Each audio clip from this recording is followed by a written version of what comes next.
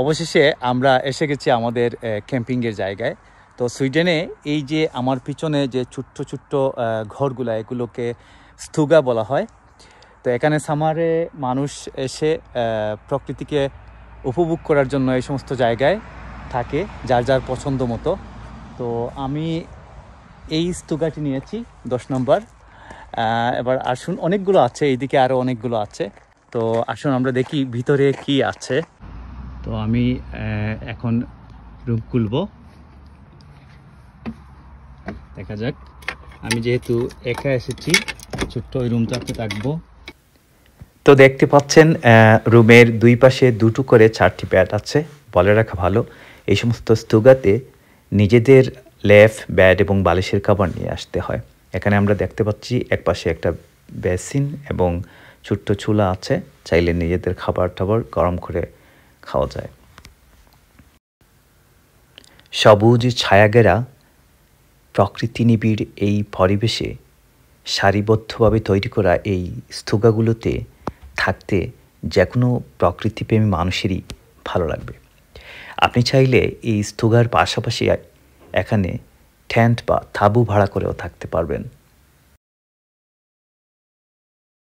ইউজদল ক্যাম্পিংয়ের সবচেয়ে আকর্ষণীয় স্পটটি হচ্ছে এই লেক।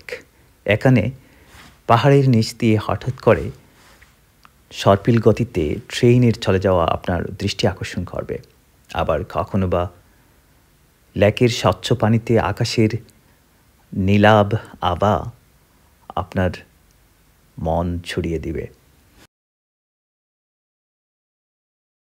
আবার বিকেলবেলা এই লেকের পাশে বসে কিংবা দাঁড়িয়ে আপনি যদি সূর্যাস্ত দেখেন, তাহলে আপনার মন ভরে যাবে। এখানের গোধূলি সত্যি খুবই আকর্ষণীয়। এখানকার সবুজ প্রকৃতি, লেকের স্বচ্ছ পানি,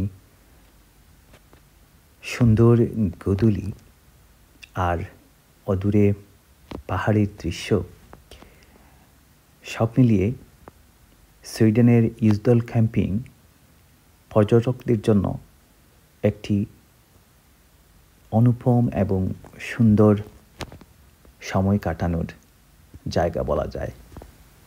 তাই কর্মময় এই ব্যস্ততম জীবনে আপনার হাতে যদি একটু অবসর হয় এবং সুযোগ থাকে, তাহলে অবশ্যই আপনি কোনো এক সামারে সুইডেনের ইউজদল ক্যাম্পিংয়ে ঘুরে আসতে পারেন।